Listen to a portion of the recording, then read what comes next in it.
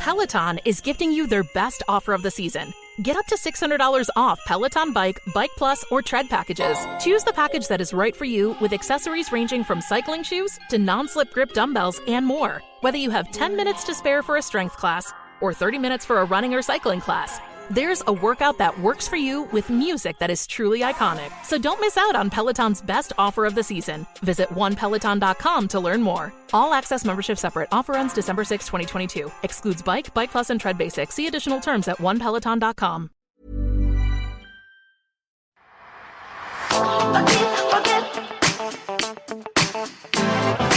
From the creators of Relevant Magazine, this is the Relevant Podcast.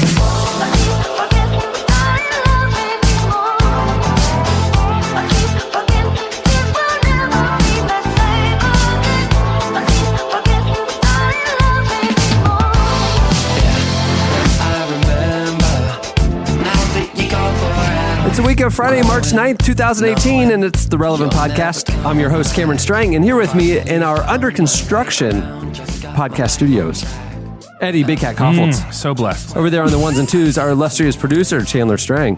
Hello. My brother. On the Skype line from Loverland, Virginia, Jesse Carey. Hello, hello. And joining us from Nashville, Tennessee, our newest cast member, author, speaker, podcaster, Annie F. Downs. Good morning, gents. Yes. Not the quilter. Not the quilter. Don't even bring her up. Yep. It's good to be back with you guys. It's been actually 2 calendar weeks since we've recorded because this past week, Jesse and I were over in Africa. Yeah, let me hop in here and Somaliland. take over the questions for a second. Can you tell me about, and Annie, of course, yes. Tell me about Africa. So we went with a small team with World Vision. Normal sized people, it's just not a lot of them. Correct. Oh, boy. There was Oh, three. boy. There were 3 of us on the trip with World Vision. Jesse and I went to Somaliland, which I learned is different from Somalia. But are they connected? They sound so they similar. broke off in '86, and Puntland, Somaliland are not to be confused with Somalia, but they're on the northern coast of Africa on the Red Sea. Okay. Yeah, and it's like an interesting situation because no other country in the world recognized Somaliland except for Somaliland. But That's true. Oh, my. Okay. like internet. So like technically we were in Somalia, but if you ask anyone where we were in Somaliland. That's like crowning yourself homecoming queen and just saying it, even if no one else agrees with you. Well, the interesting thing is Somaliland has a democratically elected president, and they exist separately from Somalia. They have their own currency, even. He holds up a dollar. We were there because the region is very primitive. I mean, there's literally no roads, and the indigenous people have been suffering through an 8-year drought, and it's one of the most remote and disconnected areas in Africa, and so. The team at World Vision has been there and is aware of what's going on, and they're doing some relief work, and they invited us to go see it because it's probably the most underreported humanitarian crisis that's happening right now. And so, how many? You probably just said this, but I missed it. How many people are in Somaliland? Is it like I actually actually don't know. And just anecdotally, is there like an airport that you flew into? We flew into a city called Hargeisa. 3.5 million is the population. Yeah, and Hargeisa, we stayed in the nicest hotel called the Ambassador Hotel in Hargeisa 2 of the nights that we were there. No air conditioning, very primitive by Western standards, but it's definitely the one and only quote unquote nice hotel in Hargeisa, where we stayed out in the field, no roads, so we had to drive with compasses through about 10 hours. By truck and terrain to get up to the remote region where the drought is the worst, which is along the coastline of the Red Sea. And that area is just villages, huts, and they don't have water. No water. What's crazy is this. Over the years, I've had the opportunity to go to a lot of difficult places. I mean, I've been on the Bekaa Valley on the Lebanese-Syrian border and Syrian refugee camps and their tents. I've been in Palestinian ghettos. I've been to Gaza. I've been to Haitian slums. I've been to hard places.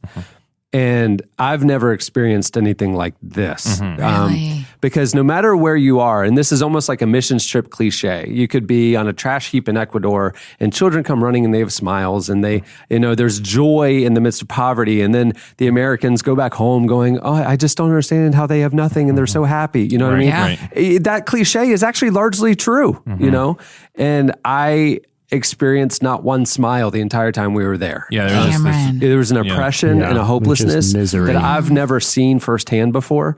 There's no food. There's no water. It's a drought that has come in 2 waves, multi-year waves over the course of the last 8 years. It hasn't rained.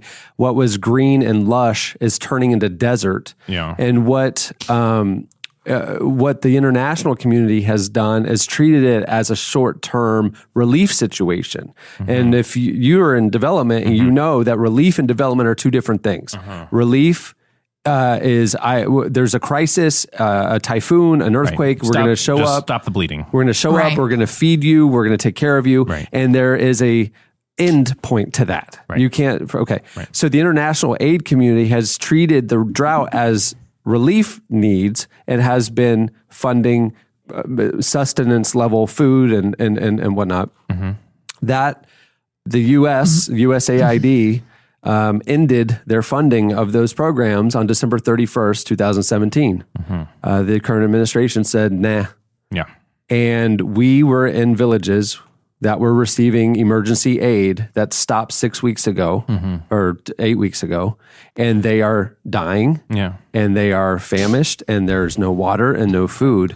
What you learn about this region, the indigenous people up there, is they have historically been herdsmen. Goat and sheep have been their livelihood, not only for food, but also trade. That's what they would sell into the cities and whatnot. That's their whole economy. Their entire economy is herdsmen. And the area ravaged by drought, we were talking to women and men and old people and young people. This lady in this hut, what before the drought, how many heads of livestock did you have? 1,200. How many do you have now? 9. No. 9. Yeah. Every morning, another one dies. Yeah. This man, how many did you have? We had actually 2,000 head. What do you have now? We have about 50. Like literally. So all of a sudden, their entire primitive economy has collapsed. But also, they can't feed their livestock, and so on top of that crisis, this is wild Africa. I mean, there's camels everywhere. There's hyenas. And so one of the most jarring and unexpected things I saw or heard was that these hyenas, what do? They live in the hills and they pluck off livestock. Their food source has now died. Right. So they're turning on the humans. Right. No. And so now the hyenas are hunting the humans. And so people are dying not only from drought and famine, but also hyena attacks. Yeah, we literally met a grown man. I mean, because a lot of it affects obviously children, but we even met a grown man who was attacked by hyenas and had his face was all, clearly he had been, and attacked. children are getting plucked off and it's just, anyway, I was talking to Brian Duss from World Vision while we were there, who has I've been on a couple of trips with him, and he does a lot of, he works with World Vision and I was talking about just like, I'm a solutions-minded person in these situations. I have empathy and compassion, but it's like, I'm in Haiti after the earthquake, and I want to learn how's the path out. Yeah.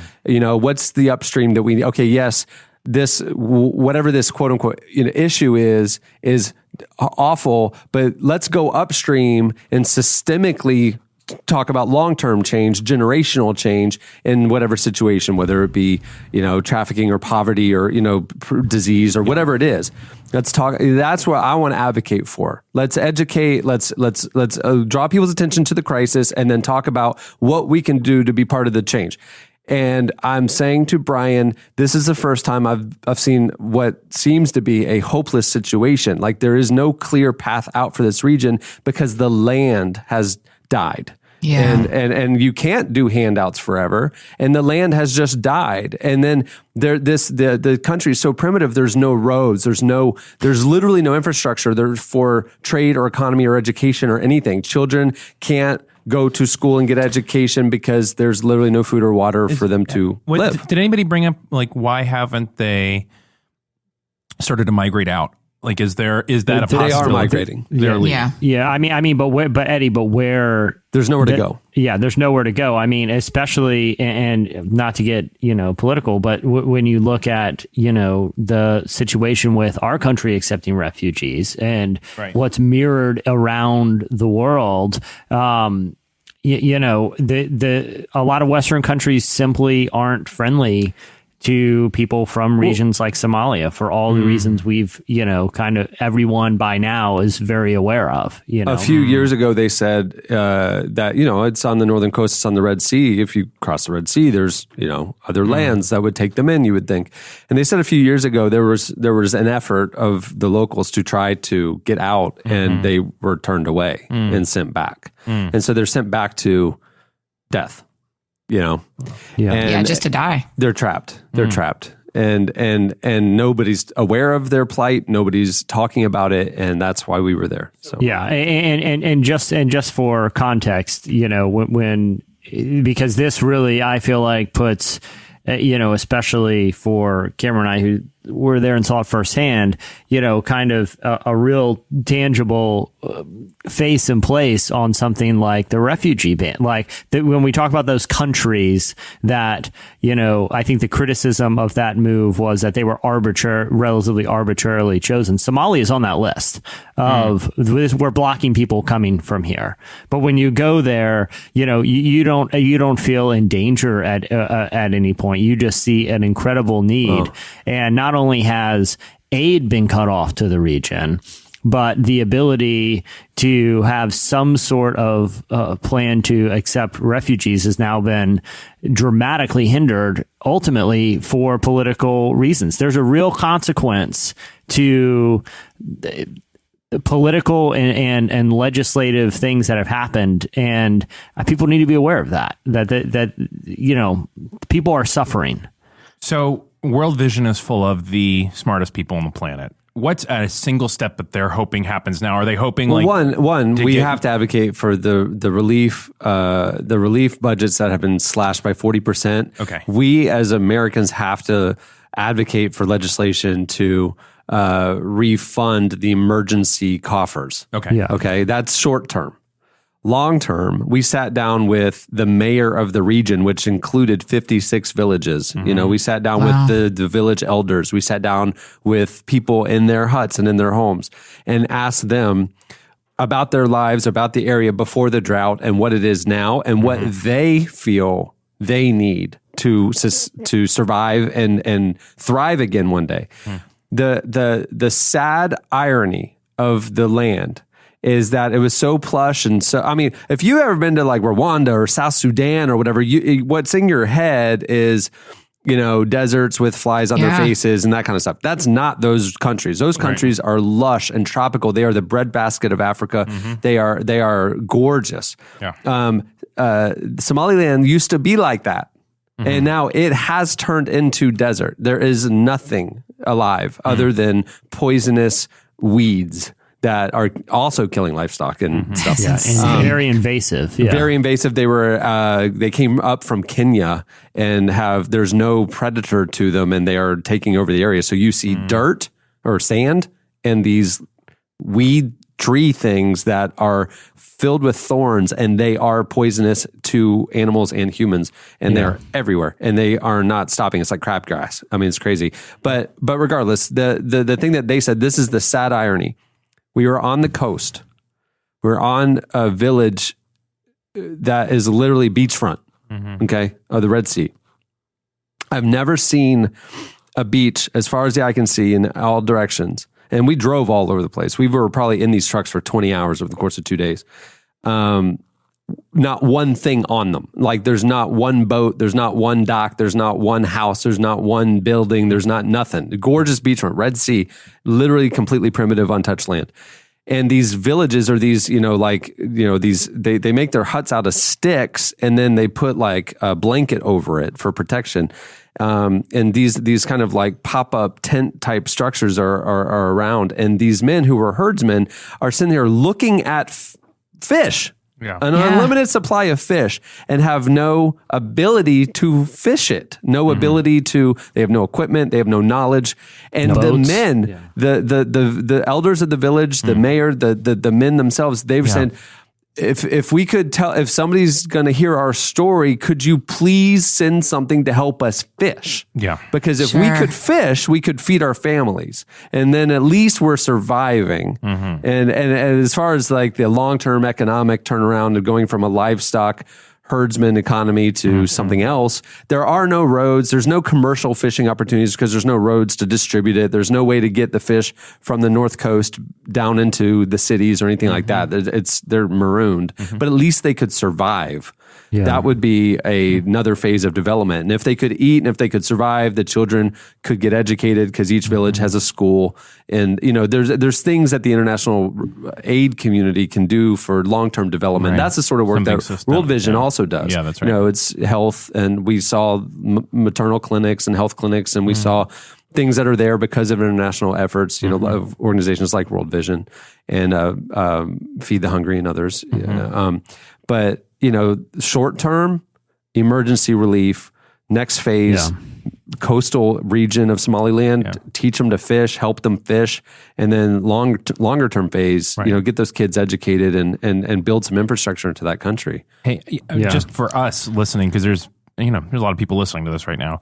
What would be like support World Vision, write your senator? What would be next? Yeah, go ahead, Jess. Yeah, I mean, you know, if you look at the work that World Vision is doing, you can give like designated gifts that, you know, to the region or to specific projects, you know, and then also, you know, just becoming, I think, for the short term, more politically aware. Yeah, write your senators and vote and vote in a way, you know, that represents values and that keeps in mind, you know, these people. We met one woman who, you know, was getting, I think, you know, she had, I think like she was caring for like 7 kids. Yeah. And at one point for a few years, she was receiving something like $80 a month through a USAID program. It was the emergency relief, I think. Yeah. So if there's a tsunami or an earthquake, USAID will come in for a year or 3 years. Yeah. There's always an endpoint. Yeah. And will help, and has these like cards, these vouchers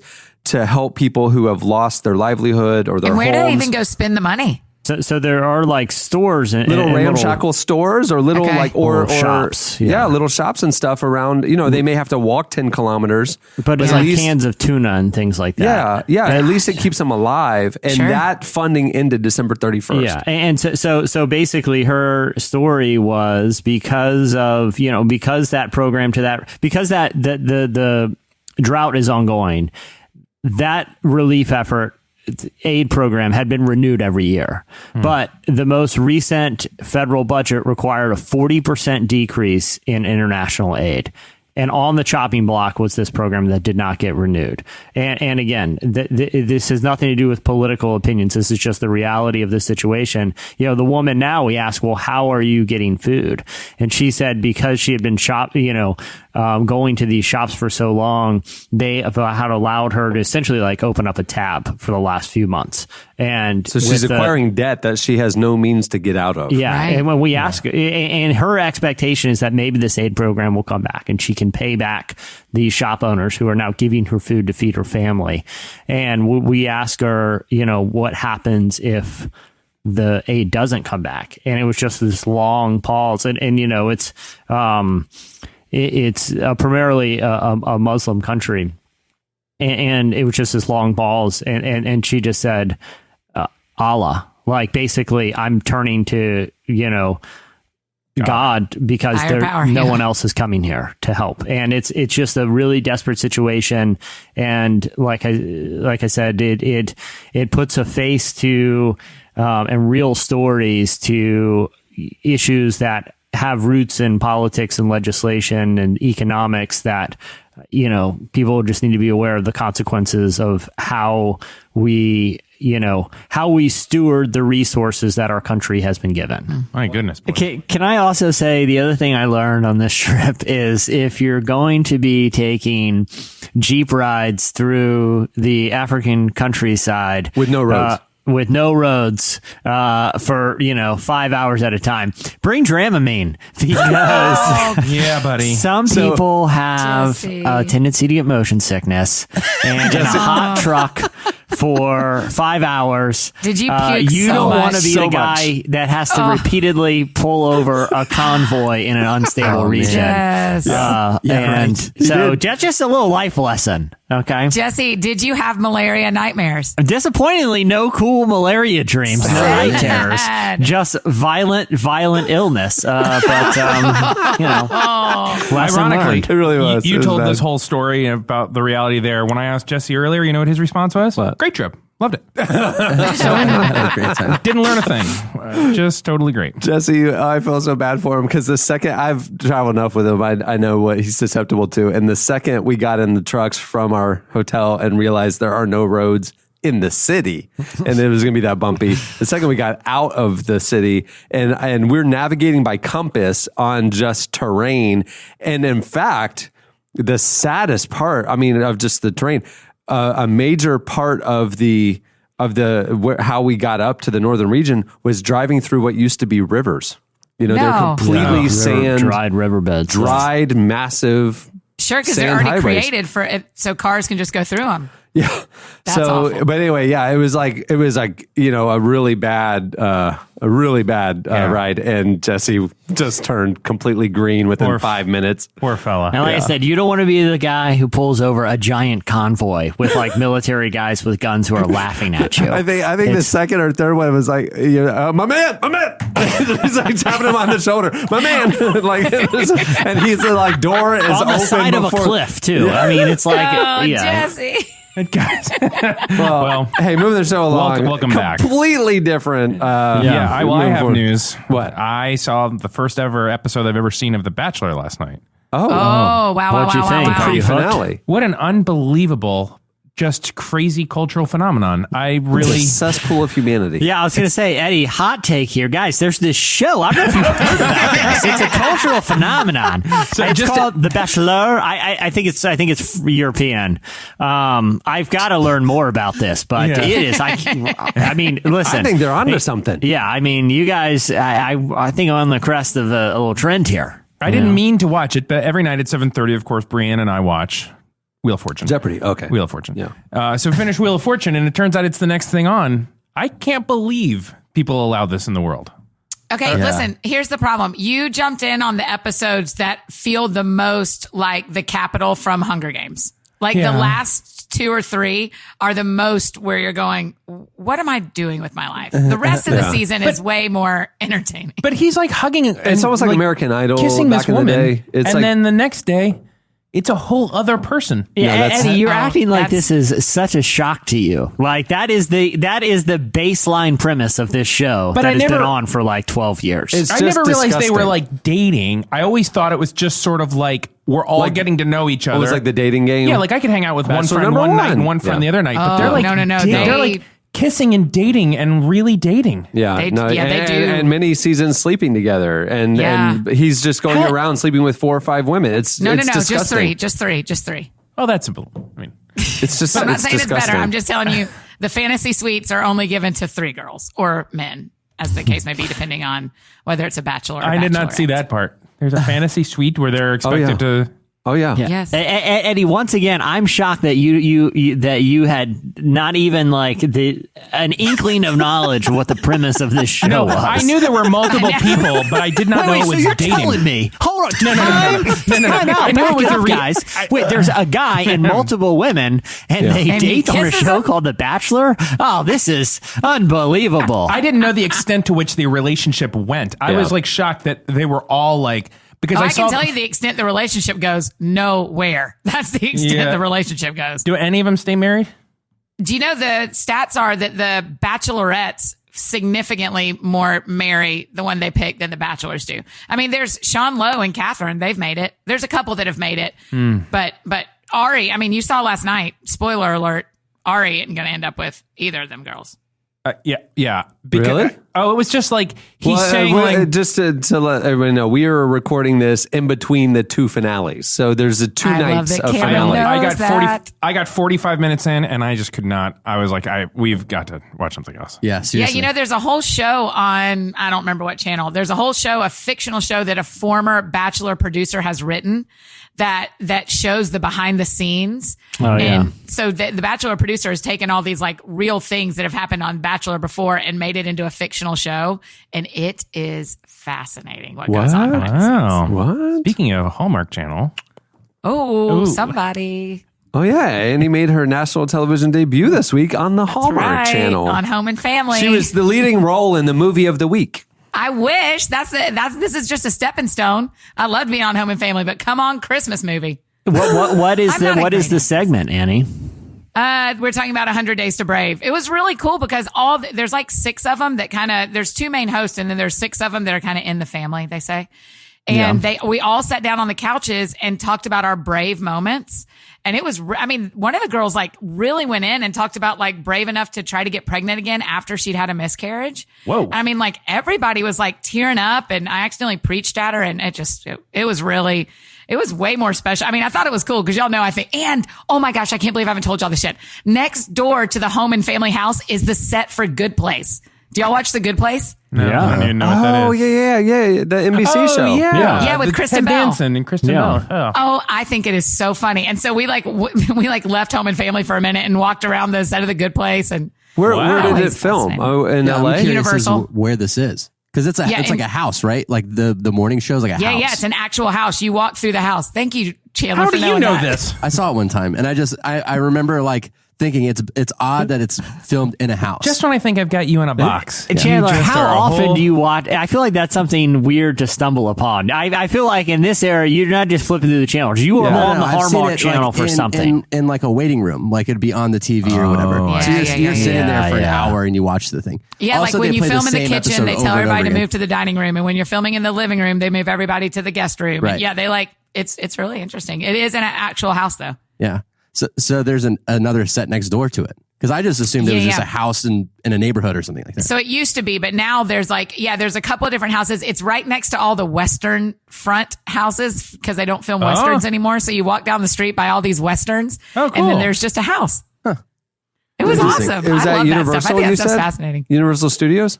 Yeah. Universal Studios. Wow. There's Very at cool. the Hallmark section of the Universal Studios. I think that was a nice around the table update of all of us. Yeah, that's You true. guys went to Somaliland. I saw the first 45 minutes of The Bachelor.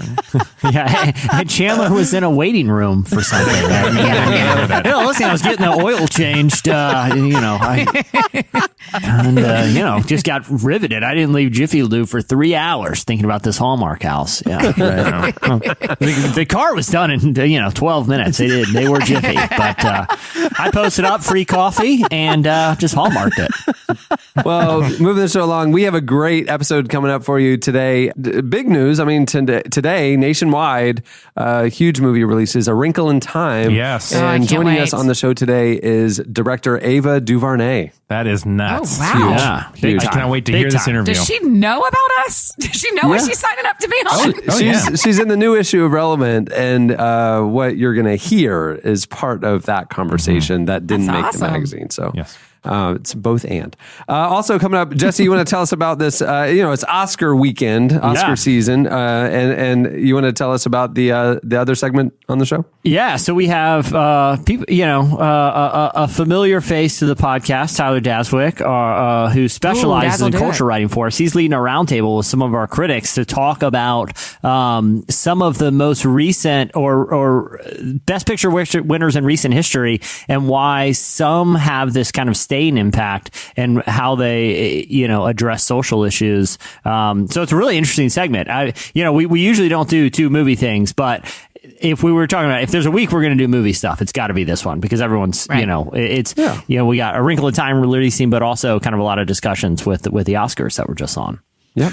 There you go. It's The Oscars. So interesting. I can't wait to hear that. This is a big culture show for you, Eddie. It's going to catch you up because I know all you really follow closely is Wheel of Fortune. Wheel of Fortune. Now The Bachelor. It's just been some really interesting developments in Wheel of Fortune. And you led with it was March 9th, which always amazes Eddie. How old's Vanna? How old, Vanna? Timeless, but I don't know. I think she's like. I mean, because it was like the mid 80s. Yeah, I think She I would bet got that. going. I would bet they are well into their 50s. Well, yeah, they'd have to be. More 60s. Mid 80s yeah. would have been 30. I got to tell you, Pat 32 Sajak, years ago. Pat Sajak is genuinely funny. Oh, yeah. On Twitter. He's one of the best follows on Twitter. Is he? He's great. He's not even like game show host funny. He's like really snarky funny. Because Like, he kind of he's- makes fun of the contestants sometimes. Yeah. No, but he kind of holds them in really high regard. He kind of makes like other meta jokes. I don't know how to explain it, but Follow him on Twitter and you'll get a sense of he his is real humor. Very funny on He's Twitter. very funny. Yeah. Eddie, if I held up a picture of Pat and Vanna from 10 years ago and one of this week, could you tell the difference? Because in my mind, they are both ageless. They're like They are- Pharrell. they They are. just They at are. some point got frozen. Well, that's what I'm saying. You can look I have no idea how old Pharrell is. Is That's a Pharrell great 50? point, Jesse. Is He is he in his 30s? There's a Pharrell's- huge Pharrell's swing in if his you just look at him. mid-40s. Yeah. Pharrell's in Do his you think he's in mid-40s. his mid-40s for Yeah. real? I know he is. Yeah. Oh. Like, You He like was in his celebrate his 20s birthday? in the early 2000s when he was Yeah, like, but he first came looked out. exactly the same. Again, if you gave me a picture of mid-20s Pharrell and one, from Vanna yesterday. White is 61, by the way. Van White is 61. 61. Interesting. And how old is Pat? I'm going to guess 64. 60. And then will you Google how heavy the wheel is? Because I have always wondered how heavy that thing is to spin. Interesting fact. There is only one wheel. 71. 71. Pat He's Sajak. Good 71. for him. Good for Wow, him. interesting. Well, he goes on all those vacations that they get, that they. You know they promote. only tape like 3 months of the year. What? No wonder he's so active Like, on Because Twitter. they do like 6 shows in a day or something. Yeah, they do. They just burn through the shows, and Wow. that's it. And then they just hang out. He has a house in Orlando. My dream is to see him. Serious? Oh yeah, yeah. Let's have him on the show. Who would you be more starstruck by Pat Sajak or Pharrell Williams? Oh, Pat Sajak certainly. See, I was in Winter Park years ago, and I was at lunch, and I stepped outside to take a phone call, and walked right in front of me on the sidewalk was Lee Corso Lee Corso. carrying a box of meat. Lee Corso carrying a box of meat. Carrying a box of meat. And I'm like, that well, feels there like a goes Lee Mad Lib Corso gone carrying a wrong. box of meat. And then later we went down to the Starbucks, and sure enough, Lee Corso was in there, and he had sat down with a young couple and was just chatting them up. And he was Just- eating raw meat. It was very Meat? What are you disturbing. talking about? Do y'all carry boxes of meat in Orlando? He was eating a big bloody box of meat while What he was doing? fraternizing with this couple. Every time we have a guest in the studio, we just let them leave with a big box of meat. We just say, Well, carry if that back Lee on the plane. Corso or honestly any of the College Game crew mainly subsisted on raw meat that they just walked around with, I wouldn't be all that shocked. Oh, I wouldn't be sure Right. at all. with It you. just seems like their MO. All right, well, moving so along, it's time for our weekly look back at what happened in culture and entertainment. It's time for In case you missed it. Hey, in case you missed it, this week, Common and Andra Day brought the house down with a stirring performance of Stand Up for Something at the Oscars. The song, which contains lyrics about faith and activism, appeared in the film Marshall and was nominated for Best Original Song. Yeah. Here's a clip.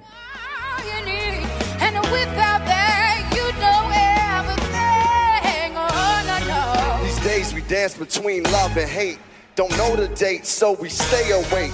A knee we take for our soul's sake. New victory off of old faith. A president that chose with hate. He don't control our fate because God is great. When they go low, we stay in the heights. I stand for peace, love, and women's rights. Would you consider Common's style at the beginning of that song spoken word or rap? Or some other thing? It's Spoken word? Common. I mean, Yeah, like yeah. he's on Yeah. a Microsoft commercial right now, and I Doing- was standing and cheering by the end of it. I mean, it was I like, love him so if much. he says anything, it's like, oh man, Yeah. he's moving. Yeah, but I think he's veering more towards spoken word artist Common. I think one of my favorite quotes about Common that I've ever heard was Shauna, because she was on the show at one point and said, I met Common last week. And we're like, oh, and she got kind of like flustery. She's like, that is a man. I was like, wow, Shauna.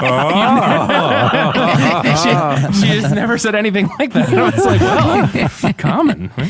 He's one of those guys who is just like, you can't picture a scenario where Common isn't like the coolest guy in the room. Like, just the way he carries himself, it's like, no, I'm very intimidated because of his coolness. Hey, in case you missed it, there's an Oprah update. Ooh, I hope nothing's wrong yes, with Oprah. I'm ready. Now she says she'll run for president if I'm ready. God tells her to. Okay. After previously Lord. saying that she had no intention of running for president, despite her longtime partner Stedman hinting that she might. Well, Oprah told People magazine that she prayed, God, if you think I'm supposed to run, you got to tell me. And it has to be so clear that not even I can miss it. Though she added, I haven't gotten that. Yeah. She also said that all the support from friends has made her look into it more closely. She said, I had people, wealthy billionaires, calling me up and saying, I can get you $1 billion. I can run your campaign. That many people saying something made me think, am I at least supposed to look at the question? Don't worry, though. At this point, The Rock is still totally in for 2020. Can't wait. I wish they'd run on the same ticket so hard. Can you imagine? This is great. In case you missed it, this week, Facebook apologized after it censored conservative Christian satire site, The Babylon Bee. So the site publisher, Adam Ford, got a direct message from Facebook informing him that a story that the site's page had posted, quote, contained info disputed by Snoops.com, an independent fact checker. It also warned that repeat offenders will see their distribution reduced and their ability to monetize and advertise reduced. The offending story contained the headline, CNN purchases industrial-sized washing machine to spin news before publication. That was the Babylon Bee story that got banned. Readers who clicked on the it's link, a little on the nose as a joke, but how could you think this is actually a news story, you know? Right. Right. Readers who clicked on the link got a message that read, before you share this content, you might want to know that there's an additional reporting on this from Snopes.com. After backlash, Facebook later unflagged the story and issued an apology explaining there's a difference between false news and satire. This was a mistake and should not have been rated false in our system. It's since been corrected and won't count against the domain in any way. The site followed it with an article titled, Facebook sends warm reminder to publishers that it is in complete control of their livelihood. I was about to say, have they ever done that for The Onion, you know? Yeah. Well, Because no. it's like, It's known satire. Yeah. The Bee They is just never heard of the Bee. Yeah, Oh, they've I gotten see. popular. in, like, But our- again, it wasn't like one of the Babylon Bee headlines that you could be tricked into believing was absurd but true. You Right, know, right. like this headline is obviously just a pun. It's just a play on words. Like there is no industrial sized washing machine that will spin news, right? Like no one would think that's an actual machine that exists. So as much as you want to like defend Facebook and like Snopes for trying to weed out fake news, this ruins all of their credibility, in my opinion, because it's like, this isn't even plausible. That's not even something that's possible. Like this isn't fooling anyone. This is just an absurd use of censorship. Right. And lastly, hey, in case you missed it, Nick Offerman, Ron Swanson, if you may, will star in a new show about spiritual warfare and the Book of Revelation. The actor is going to star in Amazon's upcoming series, Good Omens, which also stars John Hamm. The show is based on a series of novels about angels and demons who are preparing for the coming apocalypse. The books are co-authored by Neil Gaiman, who also wrote the heavily religious fantasy series American Gods, which has also been turned into a TV show. So is it a comedy? Surely with I think it's like I think it's a dramedy. I think it's like Neil Gaiman is sort of tonally like an interesting guy because there's elements of like satire, but also there's like violence and kind of heaviness to his work. Yeah. Well, that's it for In Case You Missed It. Stay tuned. Up next, Slices.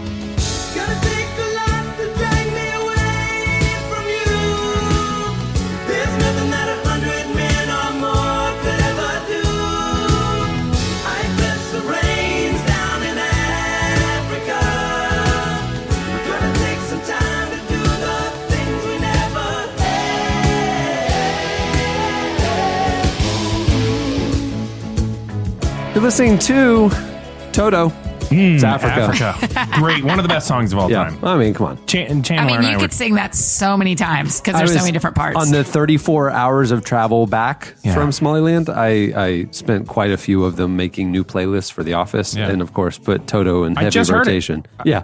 I just heard it. I know, it's the new playlist. Speaking of, Jesse, was your travel significantly worse than Cameron's? I meant to ask you your flight differences. Yes. So Cameron informed me the day before we were leaving, hey, by the way, I switched my flight. I'm flying Emirates, which is like state of the art. And it's essentially like the whole plane is first class. Yeah. And he's like, my layover's in Dubai. He has a night in New York City. I flew Ethiopian Airlines, which, look, I'm not going to say, I would just say this: some of their seats hadn't been kept up very well, and, and there weren't a lot of entertainment options. Like, I think Cameron was like, "Yeah, I had like 3,000 movies. Somehow he had seen movies that like weren't even out in the theaters yet. You know, like he's watching like advanced critic screeners on Emirates. I think I watched 11 movies on my flights. Emirates, it was the same price as Ethiopian Airlines, so I chose Emirates always. If you fly internationally, the difference between a good flight and a bad flight is your entire trip. You know what I mean? And it's what you tell your friends, Cameron. I'm still putting this on you. That's so rude. You never told Jesse anything. Okay. Cameron watched. This is because before I get sick, we're chit chatting in our Jeep ride, and I'm like, "Hey, what'd you watch on the way over?" And he's like, "Oh, I watched like 3 billboards. You know, like current movies that are still in the Oscar movie theaters movies, here." Yeah. And I'm like, "Oh, you know what I watched? Ben Affleck's movie The Town from 2007. That's what I watched." I was watching documentaries, critically acclaimed films. I actually watched The Godfather 2. Yes. I was in heaven. It was great. Mm-hmm. They bring you, wonderful meals, full amenities. You have a big 15-inch screen in front of you I had free Wi-Fi over the entire trip. Jesse. It was fantastic. And Jesse lands. I see Jesse when we got there, and he just looked haggard. Did y'all land about the same time? Yeah. Well, no, he got in a little bit before me. The other thing, too, is I had my layover. So Cameron's layover was in Dubai. I had 2 layovers. City. One of them was 2.5 hours, which we weren't allowed to get off the plane. The second one was 6 hours in Ethiopia. And again, like, it just didn't have the same amenities as I'm sure like an airport like Dubai has. I bought a candy bar, and I feel like this is kind of a red flag. The change that I received in my American dollars were all, I promise this is true, I have them right here in front of me, $2 bills. That for me, that seemed like a bit of a red flag, that the cash they were giving back was in the form of $2 bills. I've been to the Ethiopia airport a few times. Good job finding a candy bar. That's a pretty chill airport. Yeah, there's not a lot happening. And also the power went out at one point in the airport. That was fun. Oh, yeah. Well, that happens constantly. No way. Yeah, it's more of a plane lands, you go into Ethiopia. Thankfully, I had a candy bar, and should things get really dicey, a pocket of $2 bills to get me out of the situation. The Dubai airport is literally a luxury mall, a multi-story luxury mall. All the best American everything. It was just an oasis in the desert. It was had amazing. An overnight layover there one time. They have like a hotel room you can get for like hotel rooms. There was like, a water park. There was a water park in it. Oh yeah, they have a snow play area in the airport. I mean, it's so high end. It's one of the best resorts you would have ever gone to. This just feels like almost your experiences were so different. It almost is not believable. Like it's just not. It feels so cruel. I was happy that on the second on my way back that the seat pocket in front of me didn't have a giant hole where all my things fell out midway through the flight. Like I felt like it was a win that I got a seat that had a seat pocket. That was the big. I was like, sweet, I got a seat pocket this time. I don't have to hold everything in my lap for 14 hours. I had multiple seats around me open. I could spread out. Almost mine too was much completely luxury. full. I had 8 pillows to myself, so I made myself a little bed. It was my great. gosh. You know what's weird? Okay, so I got they had like food service or whatever, and they also had at one point they gave us like hot napkins. They weren't hot towels. They were definitely like hot napkins. Yeah. But you know what's weird is they gave out free socks. on my flight. Like, I feel like it was kind of an acknowledgement of like, listen, we know some things on the physical plane could be better, so we're going to make it up to you. We have How about some socks? You don't want your feet to touch this. That's what they're saying to you. Yeah. Like, That's probably it. yeah. Oh, man, I'm sorry. The best part No, you're not, was, Cameron. You're not sorry. Hey, when I told the travel agent if we have these two flight options, Ethiopian or Emirates, and I replied, "Oh, please, Emirates." Yeah. I assumed that they would just book both of us on Emirates. I'm not going to make choices for Jesse. He can choose his own path. I do need to say this though, real quick, Jesse. I have flown Ethiopia Air many times. Mm-hmm. I've had great experiences. I've had like some of the most lovely travel experiences on Ethiopia Air. I think that maybe this was like a special one for Jesse. Well, our Somali contact was, I asked him about our flights over, and I told him, I was on Emirates, and he asked Jesse, he said Ethiopian Air, and the guy goes, well, Ethiopian Air, they're getting a lot better. He's like, they're getting better and better every day, and then he looks at me and he goes, it's no Emirates, but they're getting better. It wasn't anywhere like I was treated very warmly. The staff was, kind and competent. It was just the physical airplane was a little out of date. They just had they didn't put the TLC into upholstery. Let's just say that. Their efforts went other places. Also, like the pre-flight video, I saw it so many times during the course because even when you stop, that they replay it, and for some reason they just would randomly replay it on the flight, Hey, in case something bad happens, just a little refresher reminder. But how basically every Delta and United right now for theirs, they're basically doing like an OK Go video. Like the way that the way they make them tolerable these days is to have some insane choreo. It's like that new Chris Stapleton, Justin Timberlake video where it's got like 1,000 actors in it and it's all like one long take and everyone claps after. I feel like that's what the Ethiopian Airlines one was going for, but it was like, I really thought about it a lot. It was like a series of non-interconnected skits involving buckling like seatbelts, and so at one point there's like mimes in it, but the mimes never come back at any point. You're just confused at why mimes are on an airplane. And then the gags just get much lazier. At one point, because I guess their idea is we'll make it comical. We're not going to do the OK Go thing. We're going to make it comical. So I'm talking about finding the nearest exit. And the sight gag is just a guy with a gigantic pair of military grade binoculars looking up and down the plane. It just didn't work. But it ended all the stewardesses in the video, this is what was concerning to me. Someone thought this was a good idea. You know how they give the demonstration of how to blow up the little the floating inflatable life vest that you're wearing. Yeah, your vest. So they do that, but then for some reason they have all of the stewardesses who are in the video in in the deep end of a giant pool, awkwardly treading water with the inflatable life vest, and you could tell the look on their faces, they weren't enjoying it, and you could see how uncomfortable those life vests are that are around your neck. And it was I don't want to see people treading water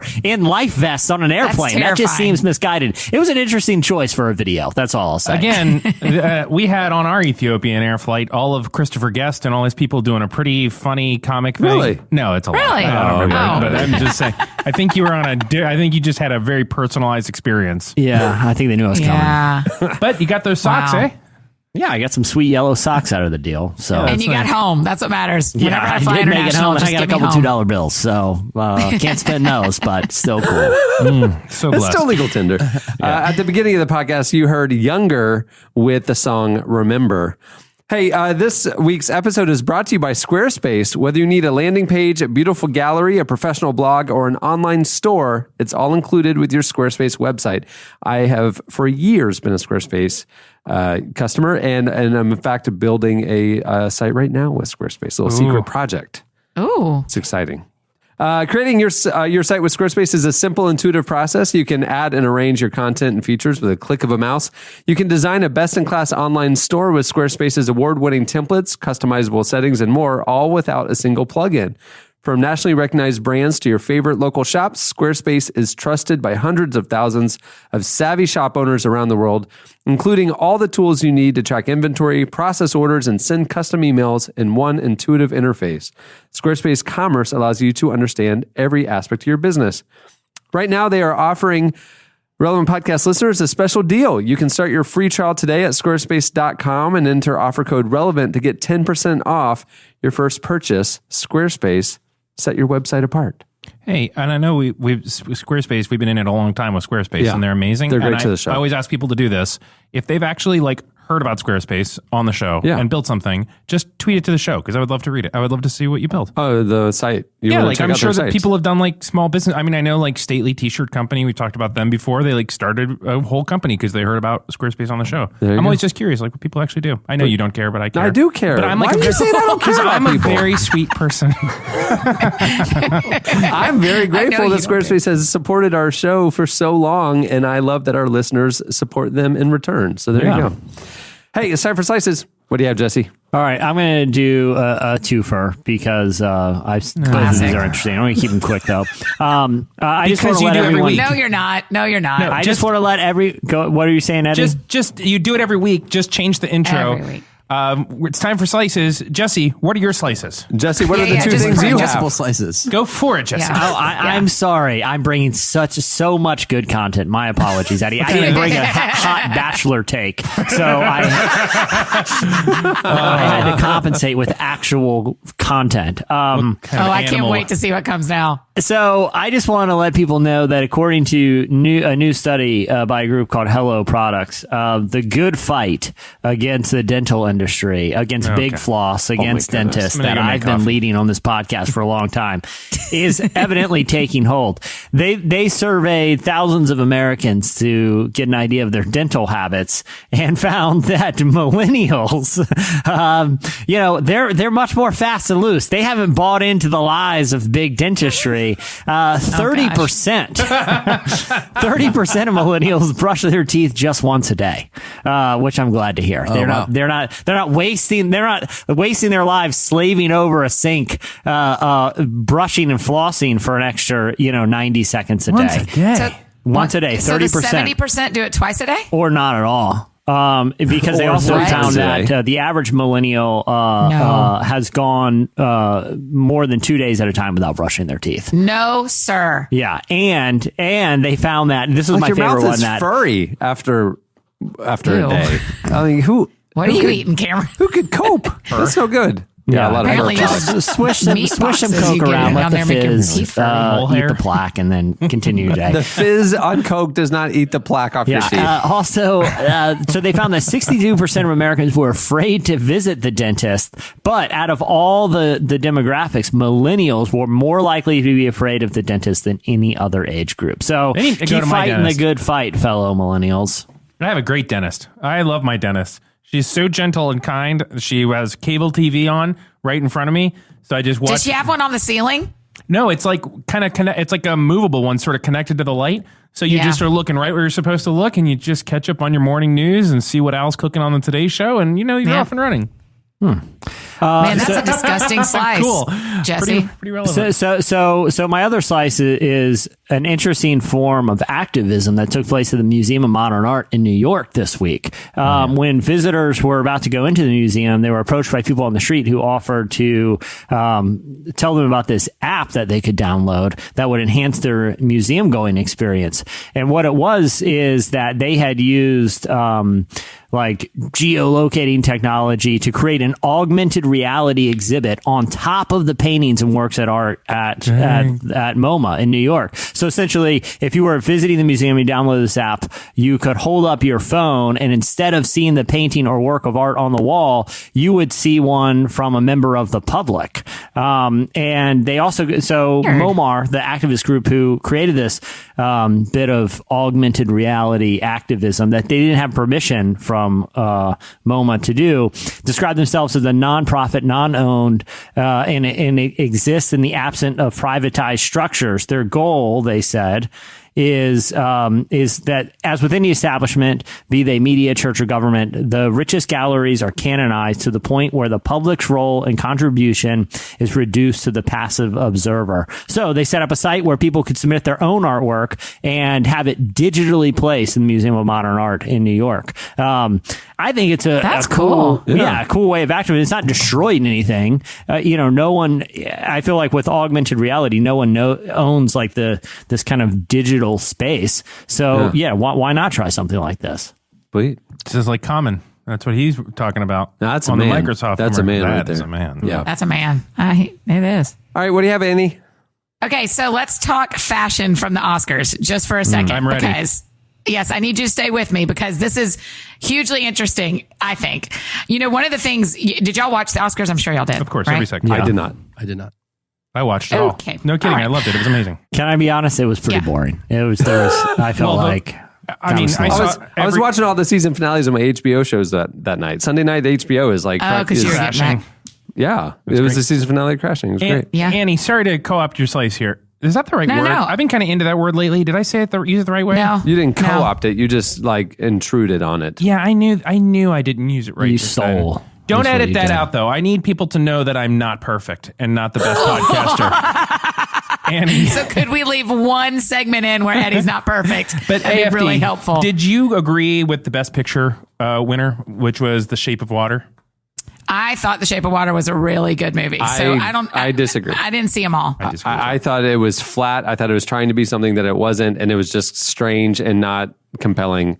It was bestiality with a fish. It was weird. There was no chemistry. There was no love story that you get wrapped up in. It was just literally like it went from 0 to 60. Like there's an egg, and then they're having sex. It's weird. And I hate to double down on this with you, but like, what's your opinion about the movie? Okay, so Annie, what did you think? Yeah.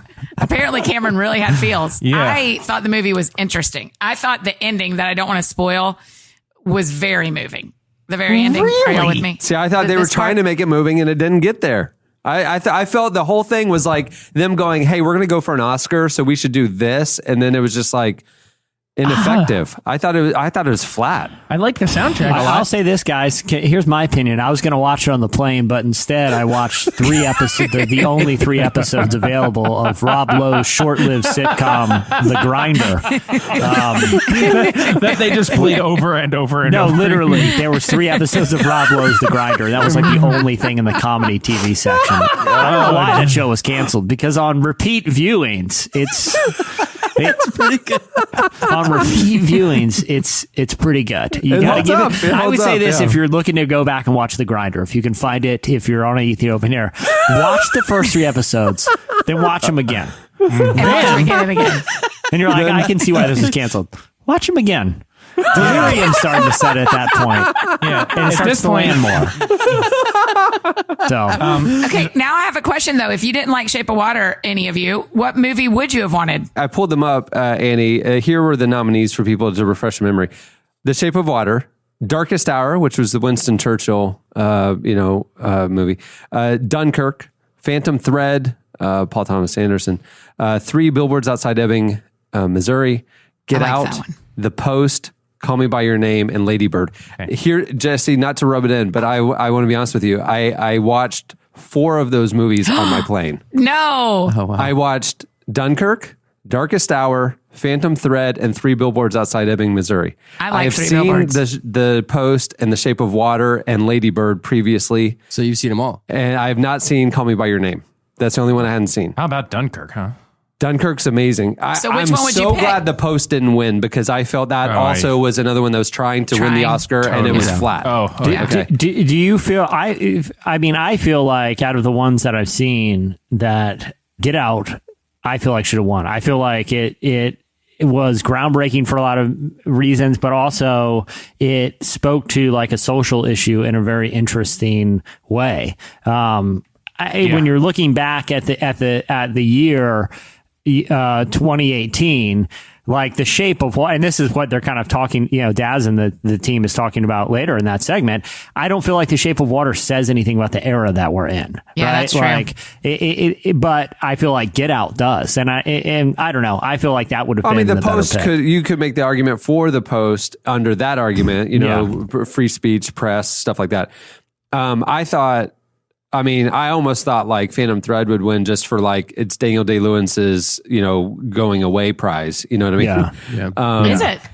Well, it's his final film. Yeah. He's retiring from acting. That's right. And so, but I loved, honestly, just which one did I enjoy the most? I loved Three Billboards Outside Ebbing, Missouri. I did too. Really? It was so unexpected. Every time you then figured out, good guy, bad guy, 20 minutes later, you have different opinions about the people and you are challenged to rethink stereotypes and who's right and who's wrong. I thought it was phenomenal. Also, Lady Bird, obviously with the redemption. Yeah. Lady Bird, I thought was I was fantastic sad too. Lady Bird didn't win anything because I feel like that film is significantly better than it was given credit for on Sunday night. I don't know if any of y'all are into historical biopics or whatever, but Darkest Hour was phenomenal. It was an engrossing performance. As a movie though. Yeah.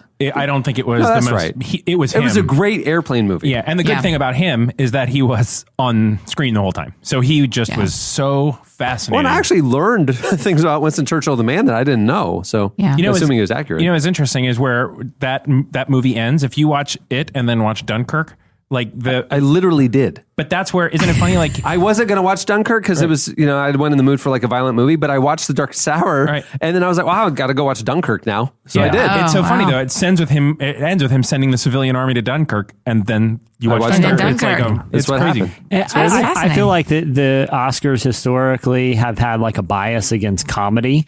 And I feel like mediocre dramas make it over like great comedies. Totally. And I feel like the movie I would thought would have been a good gesture to have like nominated. I don't think it should have won, but I feel like The Big Sick deserved more recognition. I agree. That was a great movie. I felt like it was a great movie. It talked about, it touched on, issues like immigration and race and religion in really interesting ways. And also sort of, millennial, like the whole idea of, waiting to kind of settle down and going for your dream. I felt like it had a lot of things that seemed very timely, but also in kind of a timeless, really good story. But again, movies like that generally don't get the kind of recognition that even what I consider some mediocre dramas like The Post get. Yeah, I agree. A lot of good movies, though. I mean, it was just still, I thought a lot of people said it wasn't a good year for movies, but I disagreed. I thought it was very Okay, good. so my slice is why we're here. Oh my gosh, that's right. What do you have, Annie? Right. So my slice is Wow. I was like, what do you got, Annie? Move on. Right. Sorry, Annie. There was one of the introducers. Is that the word? No. One of the people who does the Presenters. Thank you, presenters. Okay, so it was Tiffany Haddish and Maya Rudolph, and it was hysterical for starters. But also, what? Are you about to talk about Tiffany Haddish's outfit? Yes. This is the best. This is the best. I love this slice. So Tiffany Haddish wore this really beautiful white dress and it broke every rule in Hollywood because she wore it on the red carpet to open her film, Girls Trip. She wore it to host SNL, and then she wore it on the Oscars because she said it's an Alexander McQueen and I spent $4,000 on it. I will keep wearing it. I'll just Febreze it every time. And I think that is brilliant. So my question to you dudes is, do you even notice that stuff when women wear the same dresses like we do? No. I didn't notice it. No, but when I heard about it later, I was like, oh, that's right. That's the SNL dress. Cause she just so clearly talked about it. She like made such a clear joke about it. Yeah. And then she came back on Weekend Update and was wearing it again. I thought it was great. Yeah, I don't think it's like, because guys could wear the same tuxedo every single year and no one would know. You guys, literally. Right. You guys know. Have I talked to you about the same clothing thing? I just ordered a trial shirt that if this shirt works, I'm ordering 10 of them and I'm getting rid of everything and wearing only the shirt. You're going to be like Ernest. It looks a lot like your shirt. You're locking it in. I'm locking it in. Black polo, no pants, Man, sandals. Wait, what? No pants. I'll wear pants. No pants. I have a friend who has 5 V-neck and 5 crew neck black shirts, and he just rotates every day. Oh my. All Derek Webb wears is a white t-shirt. Yeah, I'm tired of thinking about it, and I'm living my best life now. Andrew WK has been doing this for like 20 years. He looks like a house painter, and he just owns it. I don't think generally a guy would ever notice or care. I feel like the only thing I care about is like, does she like her own outfit? But if she wore that, I got to be honest, even having this conversation with this slice, even if she was wearing that white dress again in her next public appearance, 1% chance I notice it. Like, it's just not on a radar. But I do like that it's like the long con. It's the long joke. I like that. I like that she's... Well, she also grew up in, I believe, poverty. Like, she has a real sense of like not... I think didn't she grow up like being kind of moved around the foster care system? Yeah. That's right. And She I was think in it's just, foster homes. I mean, I think it is saying a statement because there is this pressure that every time you're seen publicly, you have to look different. I mean, I feel that when I'm speaking on stages, that if I wear the same shirt twice and people take pictures with me twice, that it's embarrassing or stupid or I don't know. And so the pressure is there, maybe more for women than for men, but the pressure is there to look different every time you're seen publicly. Oh, yeah.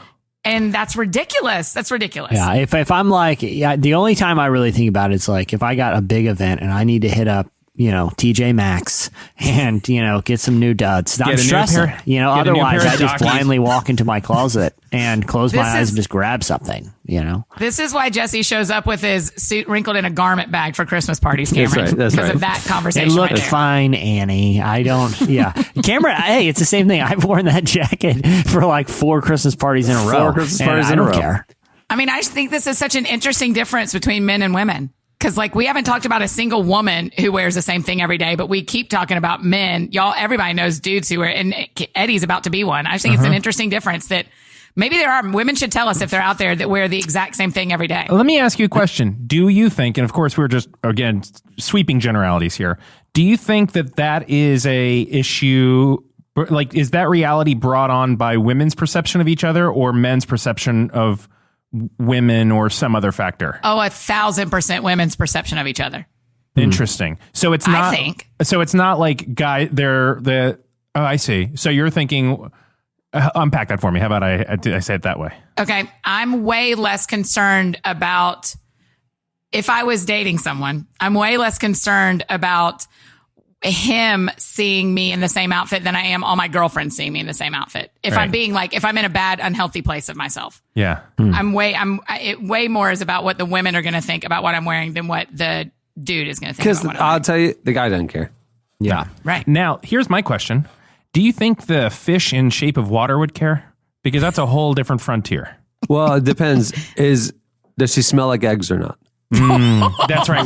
With his big, the fact that they were sharing eggs, I'm like, what a disgusting literally was food. Bestiality. I'm glad you just called it what it is, Cameron, because literally, he was a fish man. He wasn't. It wasn't just like a dolphin or something. No, it was a beast. Yeah, it was not. That movie totally jumped the shark. Yeah, it was.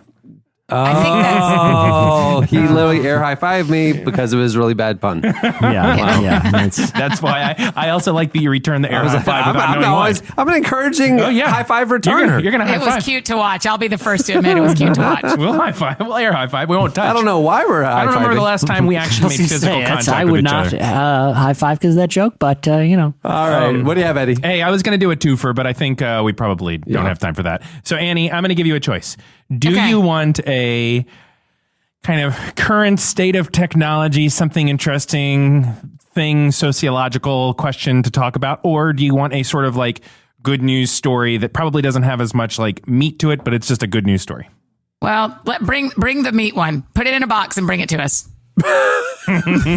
Lee Corso style. Very good. Give us the Corso style. All right. That's the end of the joke. Well done, Cameron. So many years ago, I've supported one Kickstarter in my entire life, and it was for something called the Light Phone.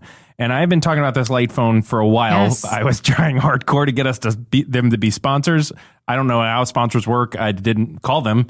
I don't know what to do, but I just was like, did you just open your window and shout "Light Phone"? It's almost like Michael Scott declaring bankruptcy. Yeah, I declare bankruptcy. It was almost exactly that. Yeah. I'm like, but I love this Light Phone, and I've talked about it on the show before. And the Light Phone essentially is a credit card size phone. The Light Phone 1 is a credit card size phone that does a single thing. It makes and receives phone calls. There is no text. There is no camera. I thought it does text. No. No. This is the Light Phone 1. Okay. So this company came out And the whole idea of the light phone is to disconnect from your phone, realizing that you still want to have a telephone in your pocket. You could enter in 10 speed dials and say, so I got a light phone. I liked it. Really? You got it? I enjoyed it thoroughly. And remember, then my carrier stopped supporting it and I could no longer use it. So I've got this light phone that I don't use, but I loved it. Can you eBay it? I could eBay it for $30 whole.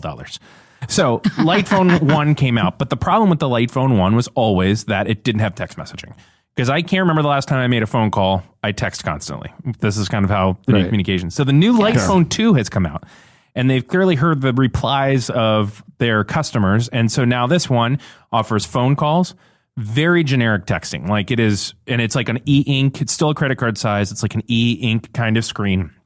And it offers the ability to like call Uber, but it's not the app. You just like click a button that says "Take me home," and they somehow have worked into their back end working through the Uber app. But this new Light Phone 2, they're saying, is basically a complete option to disconnect from your iPhone. No more iPhone. You've got exactly what you need in your pocket to get through day-to-day life. Modern life. Yeah. Modern life. That's awesome. So it's coming out in 2019, and this isn't like a product announcement, but the interesting thing is the first Light Phone, nobody really talked about. I mean, it was I don't know how I heard about it. This next one, people are writing articles about it. It's really blown up, and it has become a thing because there's just been a strong response, I think now because it has text messaging. People are there seems to be a real perceived need that they have answered, that they want to get rid of. They want a dumb phone. They want a dumber phone. They want that to be their primary phone, and it's hard to do, and it's not. So calling, texting, Uber. Those are three things it does. Calling, texting, Uber, that is what it does. And you can save numbers in your speed dial, so you can call. 10 of them, right? Yeah. Yeah, 10 of them. I mean, you can call like your fish boyfriend if he has a phone or whatever you need to do, right? Right. So it'd have to be a underwater phone. That's right. And he's got webbed fingers. I don't know if the interface. We can talk about it's going to be harder for him. Can't even pick up his sonic clicks either. Right. Oh. Yeah.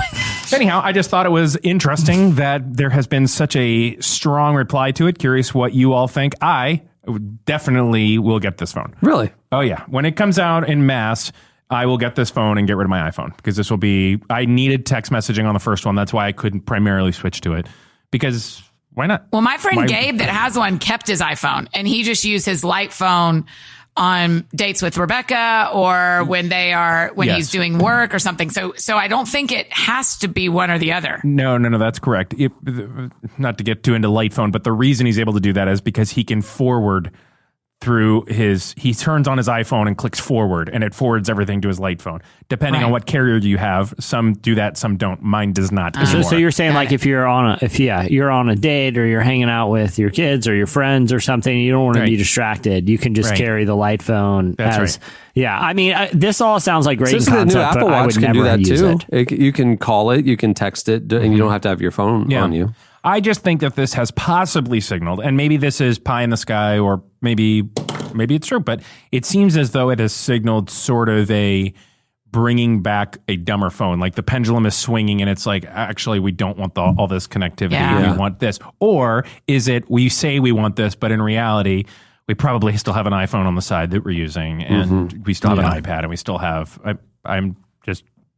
Is it bad if it's on the side? Does that mean because part of me says like that feels like a good middle. Yeah. We aren't going to get rid of our iPhones forever. Everyone's not going to throw that away, right? Yeah. And I don't think so. Is it a middle ground that is a healthy middle ground that there are times when you want to disconnect and now there's a way you can do that and still be available to your most immediate people? Okay, well, that'll do it for Slices. Stay tuned. Up next, Ava DuVernay joins us.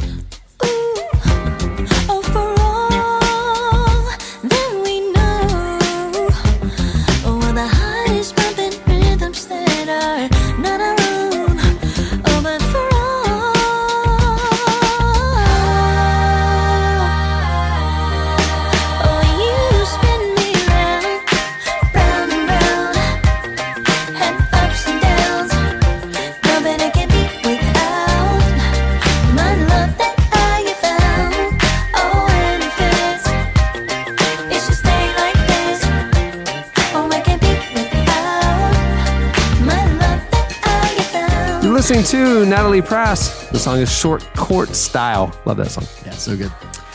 Well, this week's episode is brought to you by HelloFresh, a meal kit delivery service that shops, plans, and delivers your favorite step-by-step recipes and pre-measured ingredients so you can just cook, eat, and enjoy.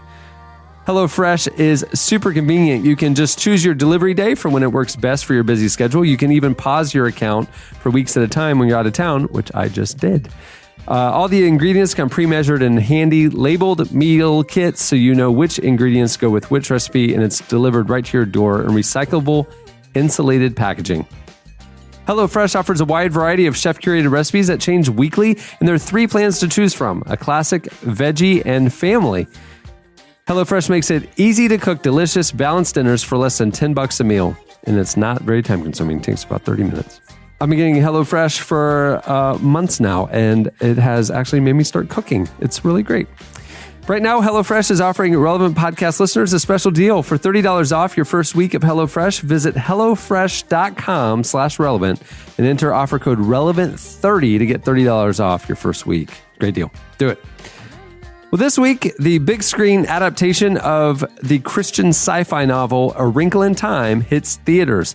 The movie is directed by Ava DuVernay, who became the first woman of color ever to direct a film with a budget over $100 million. The filmmaker is also known for movies like the critically acclaimed 13th and Selma, as well as creating the TV show Queen Sugar and directing the latest video from Jay-Z and Beyonce. We recently spoke with Ava about A Wrinkle in Time, her career, and how films can make a difference. Here is Ava DuVernay.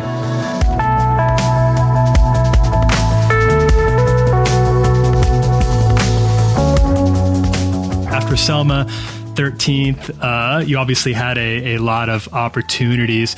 What was it about this movie, this adaptation, that appealed to you, that made you decide this is the direction I want to go? Yeah, I wanted to do something outside of what I'd done before. I was interested in sci-fi. I was also interested in a story with a girl at the center or a woman at the center. Mm-hmm. Previously, I'd made Selma, and I'd made my series Queen Sugar that had an ensemble cast, and I'd made 13th, which was a documentary.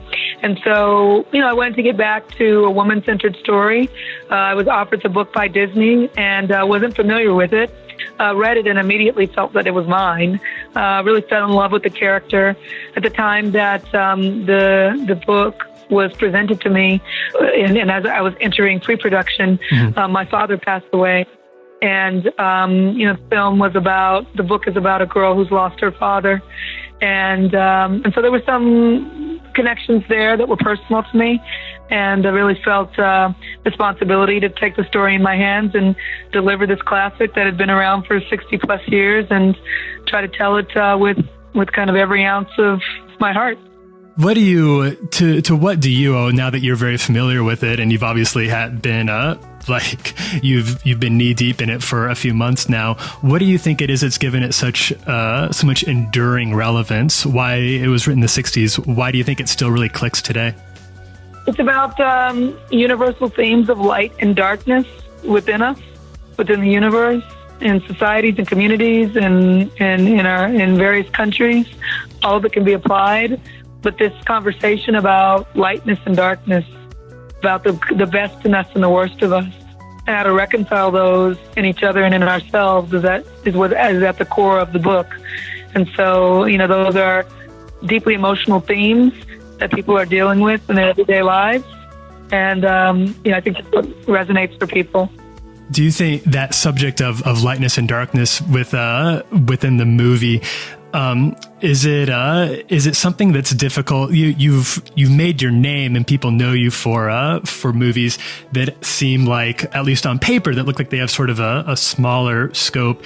Is it difficult when you're making a movie like this to maintain that same level of emotion, of personal resonance when you have a movie that's this big and that's filmed with a lot of green screen work?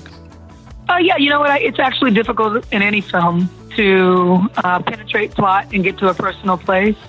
When you see a film that actually has scenes that shimmer with an intimacy and an interiority, you're really looking at something that's very difficult to do, whether it's on a green screen scene or whether it's two people talking in a living room. So, just that, the skill set to do that is one that I've tried to hone and will continue to do, a lot to learn, a lot to practice. But it's a space where I feel comfortable and I like to be.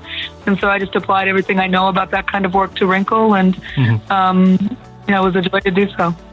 I want to return to the subject of lightness and darkness, and which is obviously a very central theme to the book.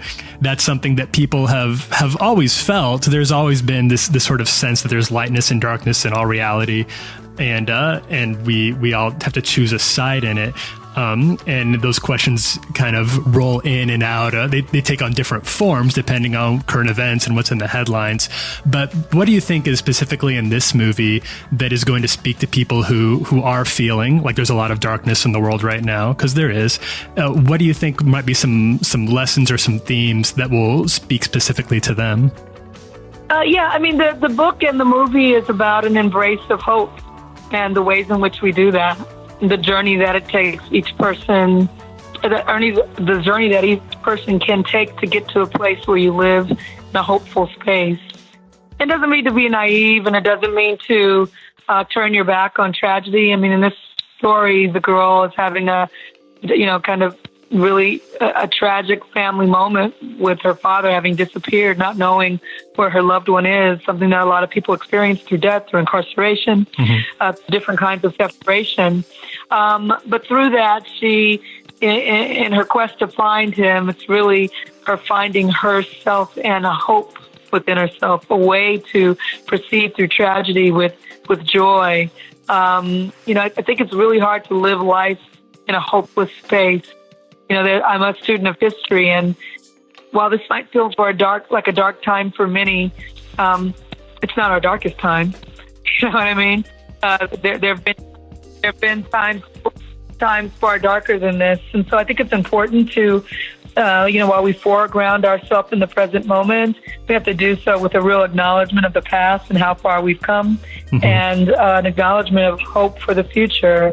And we hear those words, hope for the future. It's something that's said a lot, but when you really break them down, it's that, the steps that we take, our forward movement, need to be centered in a sense that there's more to do, and there's more available to us, and there's, cause for celebration and a promise of possibility. And all of those things are something to smile about and something to be filled with light about.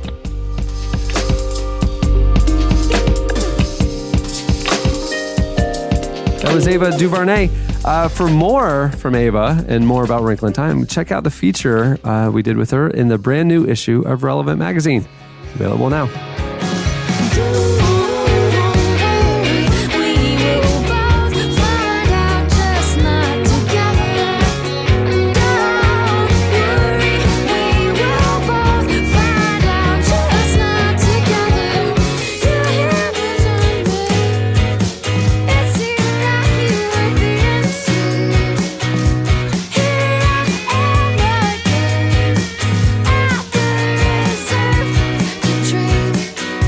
You're listening to Hop Along. Song is How Simple. Well, this weekend, Guillermo del Toro's sci-fi drama The Shape of Water took home the Oscar for Best Picture. In light of the discussion around the film and the Oscars' relevance, Tyler Daswick hosted a roundtable discussion with a few of our favorite film critics to discuss the most important Best Picture winners of recent years and why the films can have such a major impact on culture and the way people think about social issues. Here is our very first Big Picture Roundtable.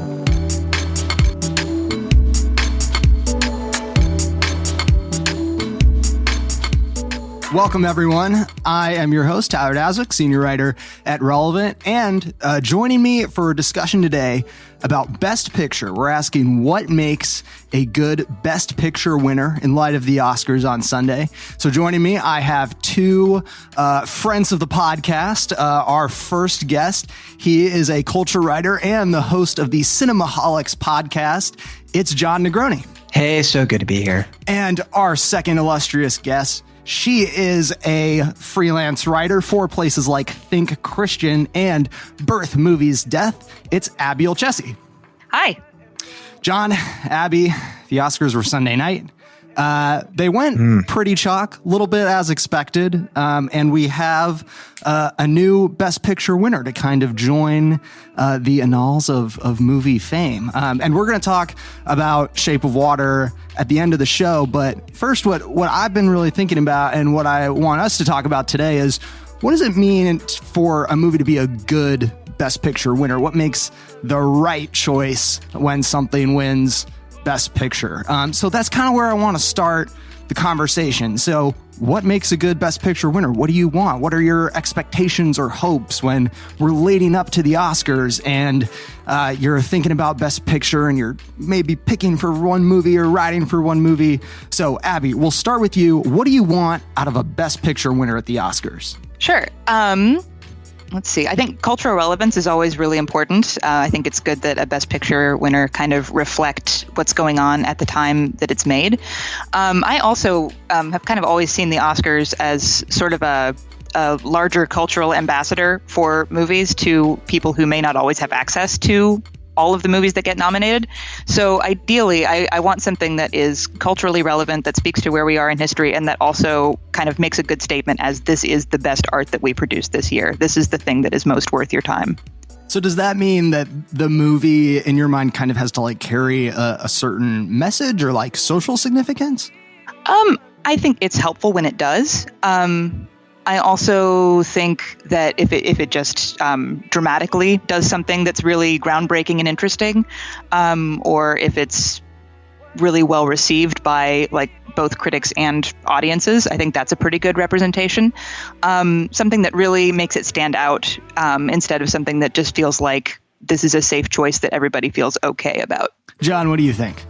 You know, I was just thinking that this is kind of a new thing, because the thing you brought up about social commentary sort of being like an underlying thing in these Best Picture winners, that's kind of new. I mean, if you look at movies over the past few decades, it used to be a thing where, you know, movies like Do the Right Thing wouldn't even get nominated, but Driving Miss Daisy would win, right? Yeah. And we're just starting to see movies come out each year that aren't just really great movies that I would say are worth being honored, but they're actually movies that have something to say beyond like just like a very straightforward, traditional, formulaic kind of, you know, there's a reason we call things Oscar bait, right? Sure. But as far as like what I want out of a Best Picture movie, I mean, I honestly think that art is so subjective. Everyone's always going to be disappointed every year. I've never met somebody who has told me that their favorite movie was also like a Best Picture winner. And maybe they're out there, but like they're really hard to find. And I think that in one sense, because art is so subjective, we do kind of find ways to sort of fit the Oscar system into something useful for us as people who love film. Right? We don't have control over who wins Best Picture. It's a very nebulous thing, but it does matter in the sense that people watch the Best Picture nominees and people go back in time and they look at, okay, this movie won Best Picture in 1950. That means something. I'm going to watch this movie. So it's important to me what wins Best Picture because it is sort of like a time capsule.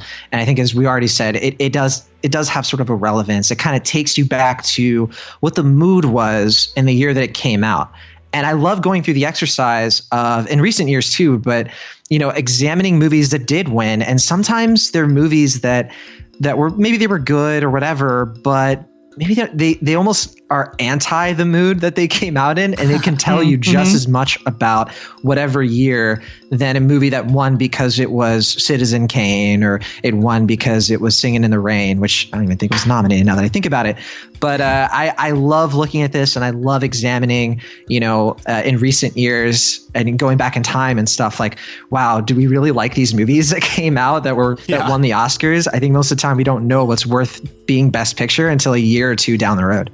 Yeah. I totally agree. I think what I want most out of a Best Picture winner is in 3 years, 5 years, 10 years, I want to look back and be like, oh yeah, that movie's still sort of important to me. That movie still matters. I think it's weird. It kind of has to strike a balance between like signifying that moment, but also having a sort of like permanence to it, or like a sort of like transient property that lets it sort of carry forward and persist in a weird way.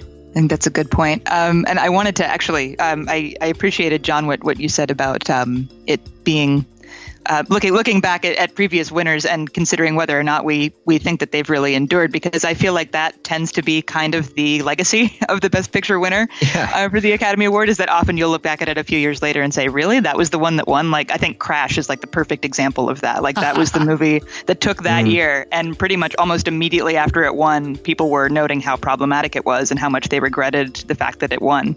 So guys, we have the Argos of the Best Picture landscape, and we have the 12 Years a Slave, and we have the Hurt Lockers, and we have the Moonlights and all this stuff. So taking all of that into account, I'm really curious what you guys think about how we will think of The Shape of Water, this year's Best Picture winner, going forward. Is this a movie to you that will sort of persist as a strong Best Picture winner? I think it will. I think it will persist as, at the very least, a piece of art that holds up. I think Get Out not winning, for me, still feels kind of like a missed opportunity, since I think it feels more immediately relevant and a better representation culturally of things right now. But I also think The Shape of Water is kind of more in line with what the Academy tries to project a lot of the time, which is sort of the optimism and unifying power of cinema, which is also a thing that really ages well as art. So I think it may not be the option that I would have chosen necessarily, but I see why it was picked, and I think it probably will hold up a few years down the line as something that is good and creative and a good representation of what art had to offer in 2017.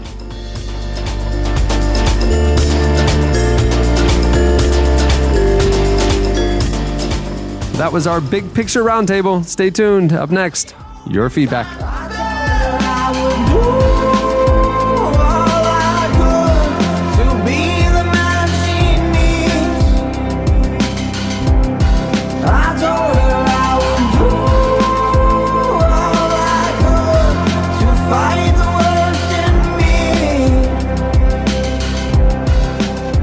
Get an early look at the much-anticipated film, Paul, Apostle of Christ, by checking out the novelization of Paul's incredible life, in which Paul and Luke race against time and history to deliver the gospel to the world. The book, available now, describes even more scenes and flashbacks not shown on screen. Paul, Apostle of Christ, in theaters nationwide on March 23rd. For more information, visit bethanyhouse.com.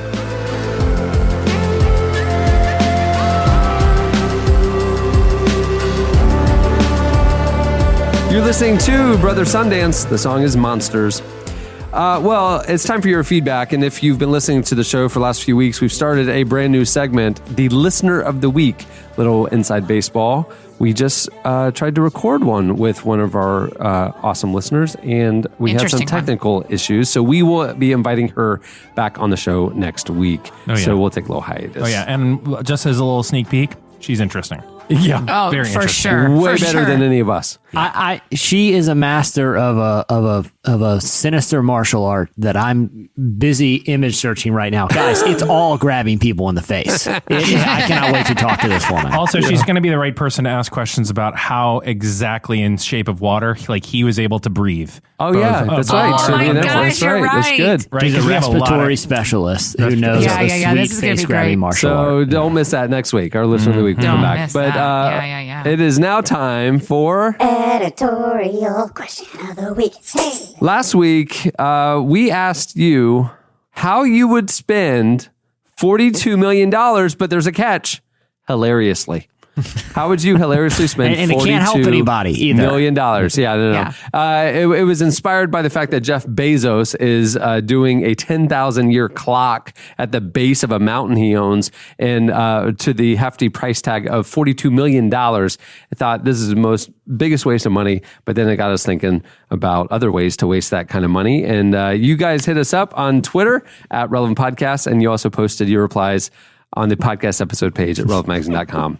Here's a few of our favorites. Okay.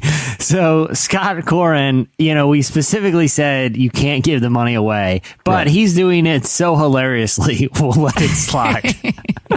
Because this is a way that he would give all the money away that would be completely unhelpful to everyone. So Scott did some math, and because the population of the United States, it's over 300 million people. He broke it down. Each person would technically get 12.85 cents. So in his math, 15% of the population could get 12 cents and 85 would get 13. This helps nobody. What are you going to do with 13 cents? Nothing. This is like those class action lawsuits where you get like an email or a letter in the mail. You're entitled to your 75 cents from Facebook. It's like, wait, what the? And then he says, plus, how would I would have to figure out a way to get 13 cents to each person. It would be a colossal waste of time. The amount of pennies. I love that Scott Coren figured out a way to waste his entire fortune in a way that literally helps not one person. That is, listen, the most amazing thing to me about this segment as the newest person on the show is that our people are the funniest and the weirdest. Like they think up crazy stuff like that. And I love it. This guy, Josh Wright, said he would buy $42 million worth of tickets to a Justin Timberlake concert. And then when the arena was empty, because he had bought all the tickets, he would just tell Justin Timberlake he'd been punked. And I think that is hysterical. That's just an empty arena. Or make him perform just for you. Yeah, Make him just do make the him whole do the whole show just for you. And then, 42 million, you could basically buy up the entire tour. Yeah. So you just travel from city to city. Justin comes out all excited. Yeah, sold out. And it's always you and your handful of friends. It's just you. Yeah. Hey, it's me again. Brilliant. Hey, Justin, get started, man. We paid for this. Get started. Yeah, that's right. Do you think she met the fish on Sea Harmony? Oh, no. No air high five on that one. Yeah. No air high five. Please, hey, shut him down for a little while, Chandler. It's a little too hot. You lose your microphone rights with puns like that, buddy. Again, that's SeaHarmony.com. Hey, Eddie, Jeremiah Dowling's going to spend his whole $42 million to prove to you that holes are real. Yeah. He's going to use all his money just for that. Well, it's not going to work, but we're going to have a heck of a helicopter ride together around the Grand Canyon, and it's going to be really fun. What was so crazy? What was so crazy to me about the end of the movie was that their relationship didn't work out, but it really wasn't that big of a big deal to her. Because there's plenty of fish in the sea. Ah, yes. Hey guys, I started watching after 5 minutes. I was hooked. Oh, this is what I wanted. This is what I wanted instead of feedback. I knew if I did one. No, but seriously, the whole fish romance got to me. I didn't think I was going to finish. No. Microphone removed. Okay. I had a funny one here. Oh, Josh Jack would buy every candy corn factory in the world and burn them to the ground. It's like no one's forcing you to eat candy corn, Josh. You don't have to ruin it for the people who like it. It's just he's a man of principle, and I can appreciate that. Yeah.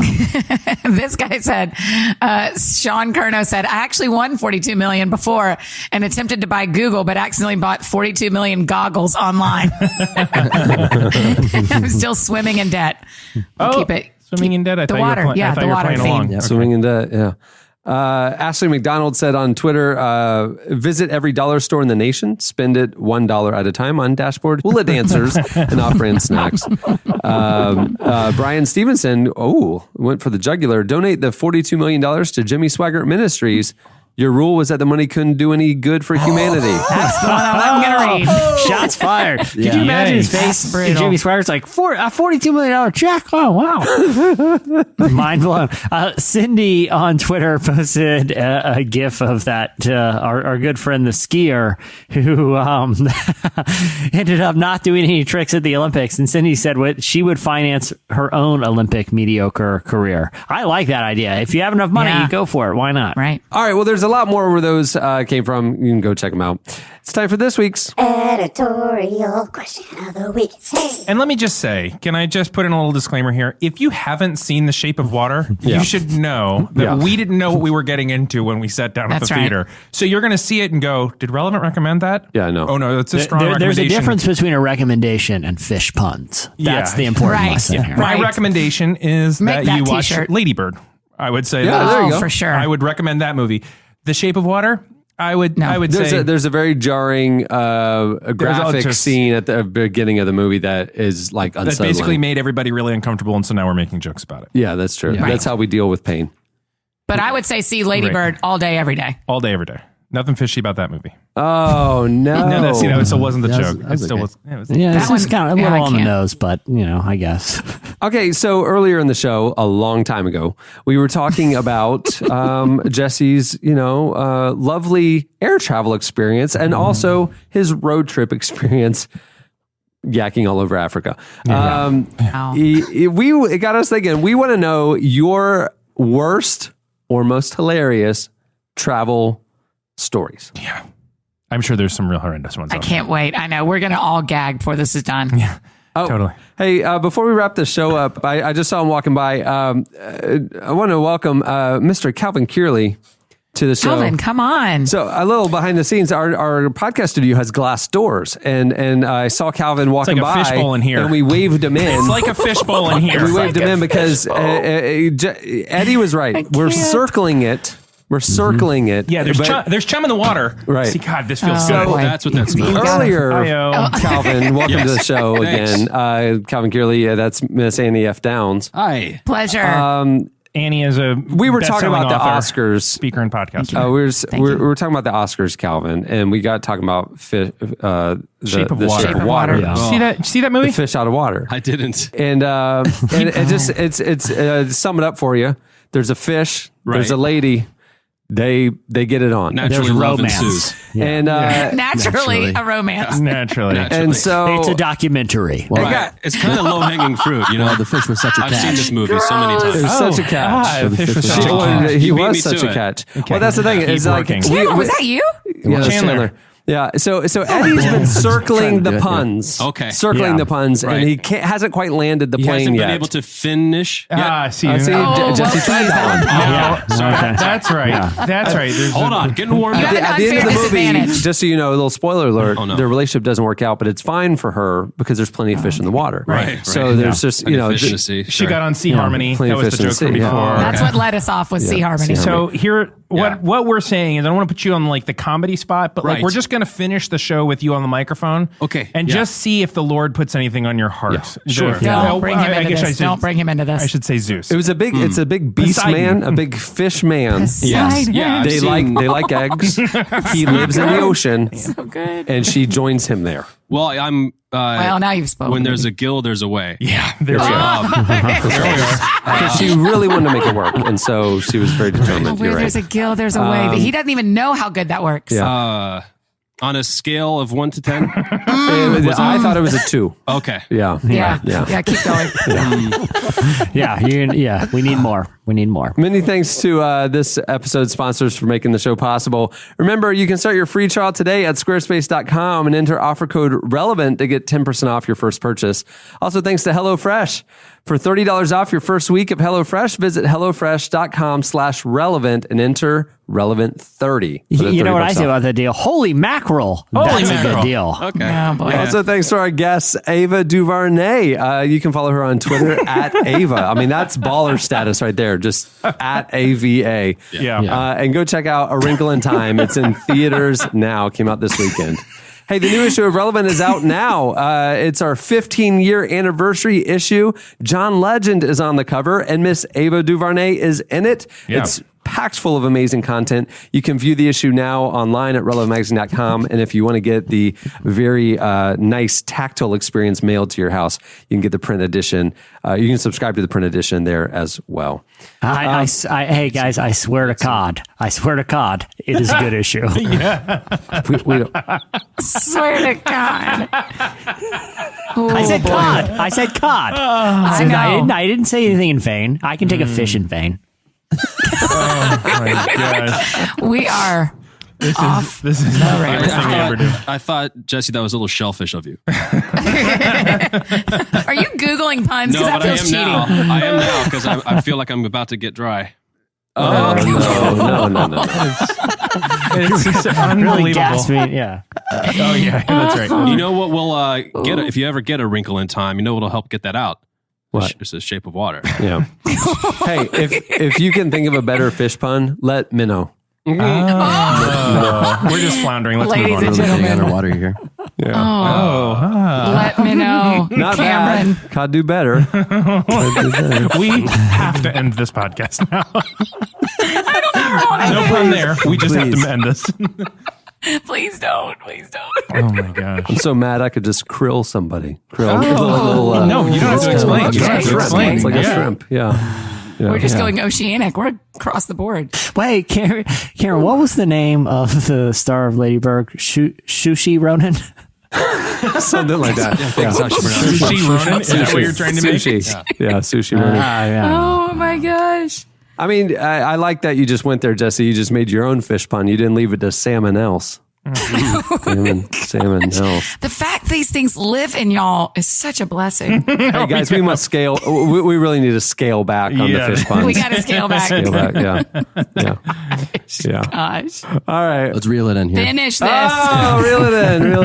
All right. None of these puns are really current. Calvin's just going oceanic at this point. He's just making sea puns. Yeah, sea puns. Sea puns. All right. On that note, we'll wrap things up. I'm Cameron Strang. I'm Chandler Strang. I'm Eddie Kaufholz. I'm Calvin Fishface Kearley. I'm Annie F. Downs. I'm Jesse Carey. We'll see you next week. See?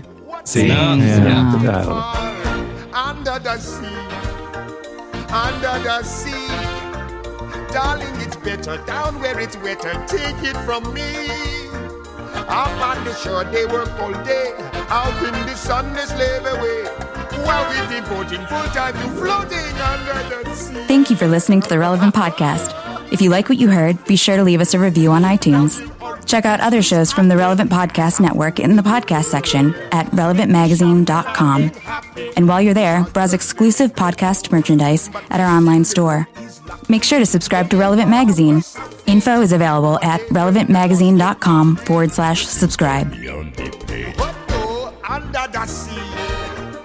Under the sea, nobody beat us, fry us, and eat us in fricassee. We what the land folks loves to cook. Under the sea, we after hook. We got no troubles. Life is the bubbles under the sea. Under the sea. Since life is sweet here, we got to be here naturally. Even the sturgeon and the ray, they did the earth and start to play. We got the spirit, you got to hear it under the sea. It's called The Bachelor. I think it's European. What's better than ridiculously soft bedding from Sheik's? Ridiculously soft bedding with ridiculously big Black Friday savings. Right now at Sheik's.com, save 30 to 75% site-wide. Take 40% off our top-rated sheets and sleepwear, 50% off all pillows and the Midnight Label collection, and a huge 75% off final sale and our Arctic Air Max Diamond collection. Softer sleep, lower prices. And it all comes with free ground shipping and a 60-night risk-free guarantee. Don't sleep on these savings. Shop the Sheik's Black Friday sale now at Sheik's.com.